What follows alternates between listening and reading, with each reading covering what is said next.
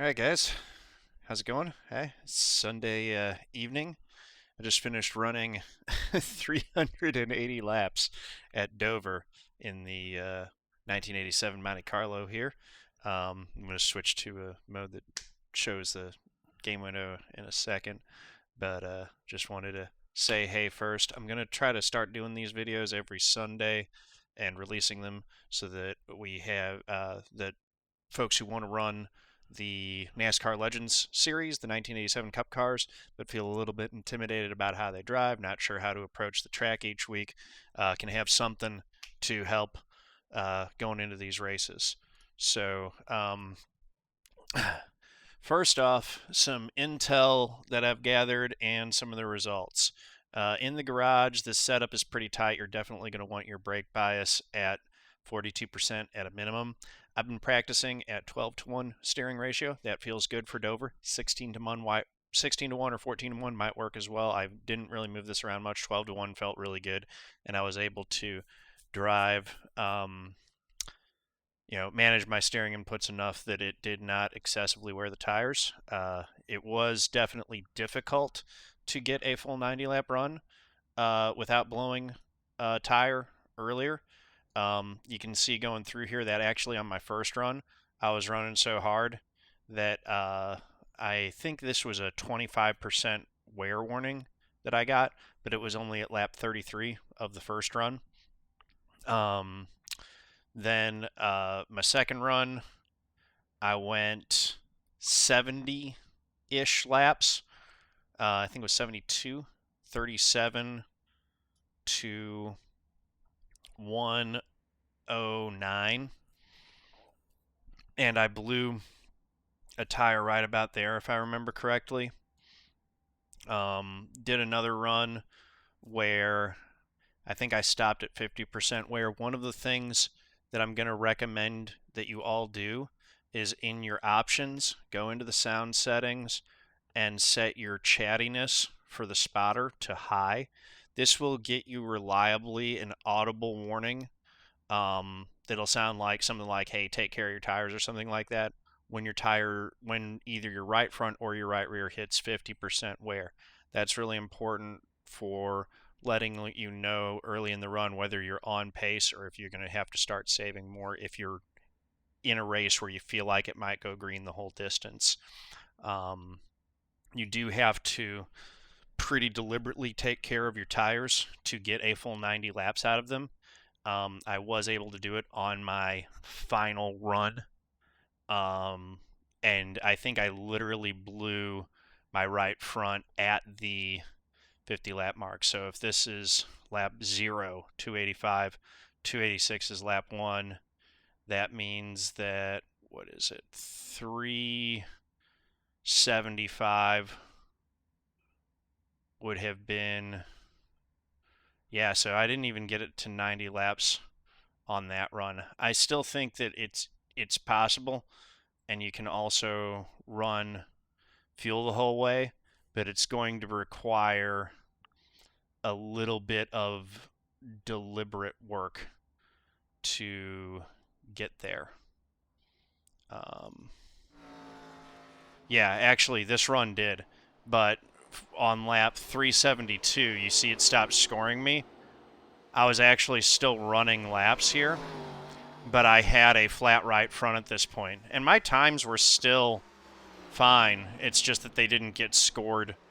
So I meatballed on lap 372, and then 3, 4, 5. Like, if you meatball here, you'll be able to get to the end. So I still needed to save a little bit better. And it's just being really consistent about trying to minimize the amount of tire squeal that you have in the corners is going to be the trick with that. So just taking a look at some laps. First off, I want to show you guys the best hot lap that I did in the session. This was a 25.173. We're going to go into cockpit view. And I'm actually going to switch to a camera view here that is just the game, because I want you guys to be able to, I'm actually just going to turn off my face cam here so that you can see the throttle inputs and the steering for this lap. Actually, I'm going to back it up and we're going to show what the out lap looks like, because this is going to be what you're going to want to do in qualifying. Run pretty high. You want to try to aim for a good dig off of turn 4. Get really straight. If you look at right at the line here, we're at 155. Down into the corner. Minimum speed in the corner was around 133 briefly, but basically 134. You can see how I'm taking a really shallow diamond through the corner. But that's the lap. So let's just break this down real quick.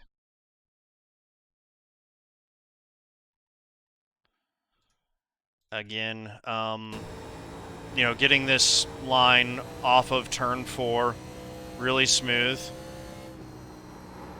You can see how I'm kind of going down, doing a little early apex there.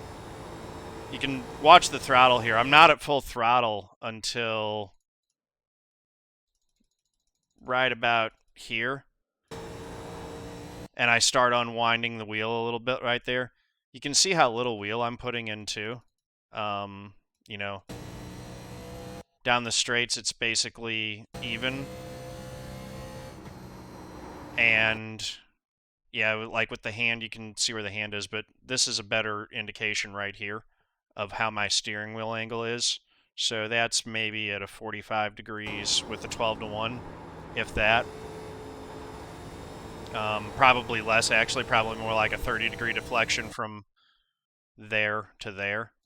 But yeah, you want to hold that steady and try to unwind it as you come off the corner. You want to drive really straight off the corner. Getting your exits solid is good, and you also want to, you know, pay attention to how deep I'm driving, how deep you drive it into the corner. You can drive it in there pretty deep and just use a very little amount of brake.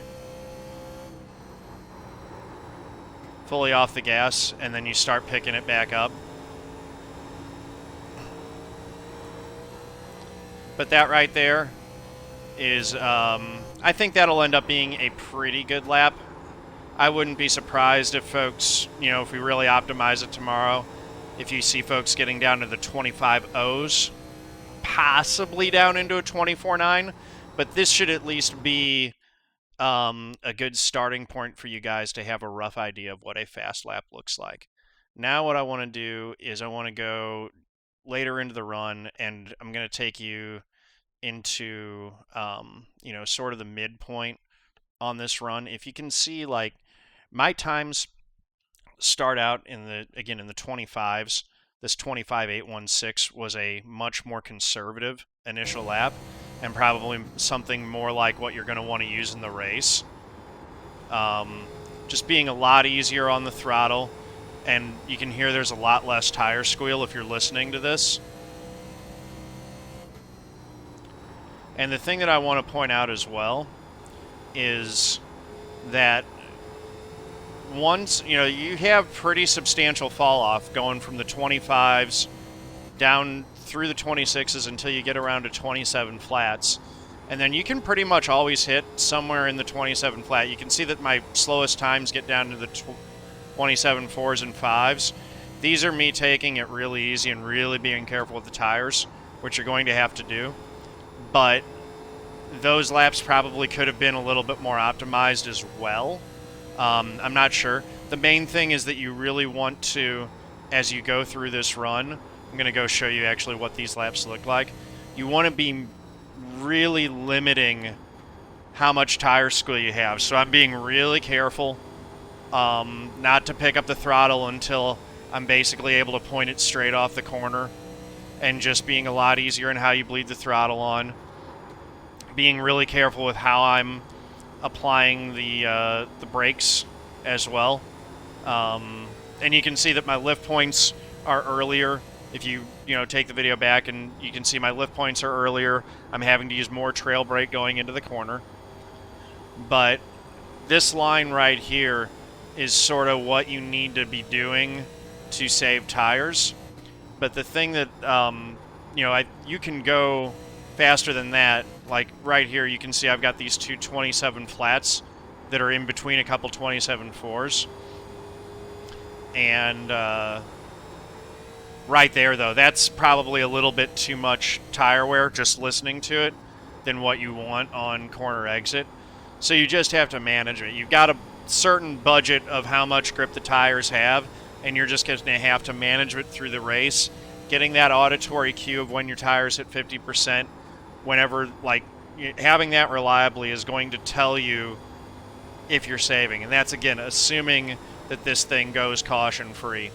I think it's best to start the race planning for that and then adjust your strategy accordingly. But this is sort of showing you what a good line is. The other thing I want to point out is that once the tires hit that plateau of when they're in their slowest part, you'll actually start picking up speed because the tires have the same amount of speed in them, but you actually start burning off fuel, the car gets lighter, and you start getting faster. So you can see that much deeper into the run, I'm back down into being able to run 26.6s sometimes. And that's just, I think, because of lighter fuel. The tires do not give up any speed, even when they're right approaching blowing the tire. You can see I blow the tire on lap 372. The lap before that was a 26.824. I really wasn't going any slower. And you can see here, this is the lap. It's not going to look dramatically different. The only thing that's going to happen is I think it's coming off turn 4. In the middle, it's going to wash a little bit. Right there. That was where the tire went, and I sort of felt it. And then you do, back off your times a little bit. But again, if this happens with 3 laps to go in the race, you can finish out the race on a meatball. You'll still be faster than someone who pits. So it's really going to be, if it goes green the whole way, the guys who are able to maintain competitive pace while saving enough tire to not have to pit are going to be the guys who win. Or if you're able to do that in your split, you'll probably win your race if no one else in front of you can. So, that's sort of what you're going to need going into it. I'm going to upload another video that's just going to be kind of like a pure sound deal, where I just show this whole 90-lap run without any, talking or anything like that. I'll pull the HUD elements away, and I'll just have that as, if you just want to watch what a 90-lap run onboard testing with no one talking looks like. I'll be curious to see how that video does. But that'll be the full 90-lap run, if you want that. But that's about it as far as Dover. Again, the line that you want to run, I'll come back here to kind of where, these couple laps here in the middle of the run. Yeah, actually, let's go like, in here is probably really good to see what a typical racing line will look like. You can see that I'm sort of lifting. Let's see where I lift to give you a marker. So what's good to look at for a marker? There's not much. Here's the line. I guess the best thing that you'll have for clues is these signs on the inside. So basically, I think right as you pass the amp energy sign on the inside, if you want to use that as a marker, there's an amp energy sign right after the Sunoco sign that's kind of on its own. That's probably a pretty good lift point. The other thing that you can use on the track is that as you go into the corners, there's actually a little bit of a rise to the track, and sort of like right before you start cresting that hill to dive down into turn 1, that's sort of your lift point there. And so you get off the throttle completely, and then you start applying just a little bit of a brake, just enough to coax it down to the bottom. Once you get to the apex, you're going to let off the brake and start just feeding tiny little bits of throttle to get you through the rest of the corner, just to maintain your roll speed and keep that up. again, you're not full throttle until you're basically exited. Actually, like right here is kind of a good marker. That blue line is about where you can get to be full throttle. And you want to try to make sure you're driving it as straight off. You can get yourself into trouble at Dover if you have a bunch of wheel cranked into it when you go off the corners. It can be easy to, even these cars with the really tight setup, it it's possible to spin them coming off corners. Guys do that. You'll see guys doing all that all the time in practice. Um, Not really a good braking marker. There are a bunch of shadows here, but those are only the things. So again, the best thing to use as a lift marker is kind of right before you get to the hill rise going into 3.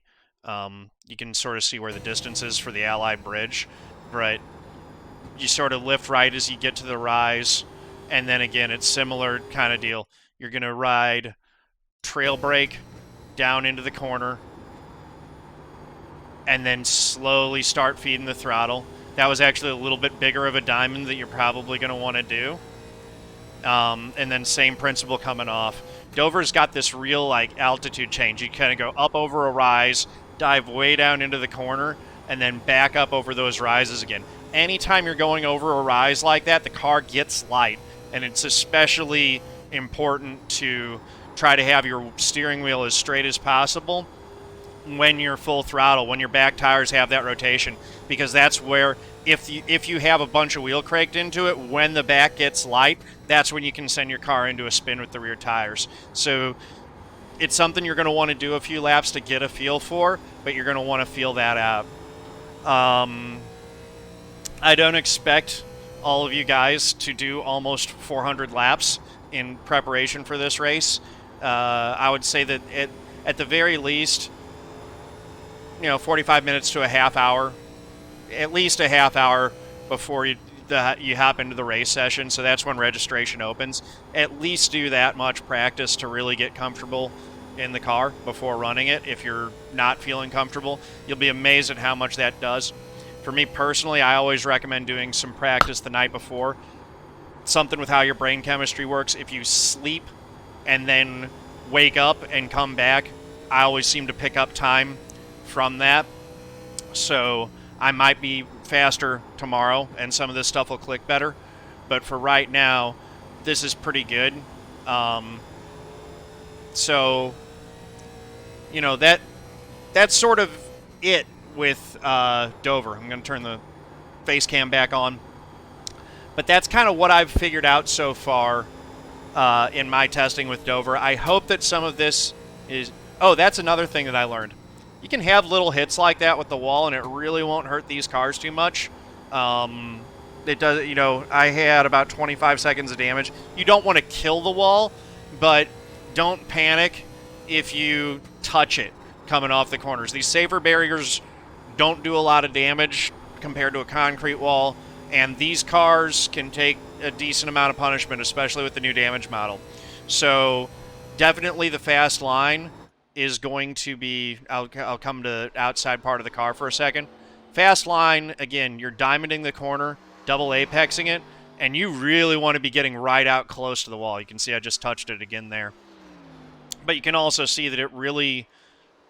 Let's see if I can get a shot where it shows the right rear corner here. You can see that it really didn't do much damage to the car, if anything. But definitely as you exit the corners, you really want to make sure that you're getting every inch of the... you want to be using every inch of the track. That's always going to be the optimal... That's almost always going to be the optimal line everywhere you go, is one that, where you maximize... You want to be as low as possible in the corners, and you want to get right out next to the wall. So, yeah. I hope that that's some good data and intel for you guys.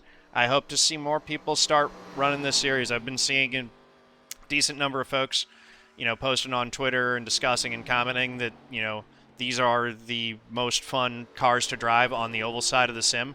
I personally happen to agree. That's why I've kind of gravitated towards this series. I have a lot of fun driving these cars.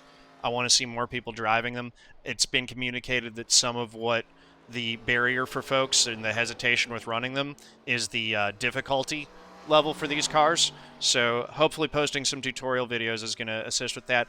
Leave some comments down below in terms of what type of additional feedback or things that you would like me to cover in these videos leading into the races.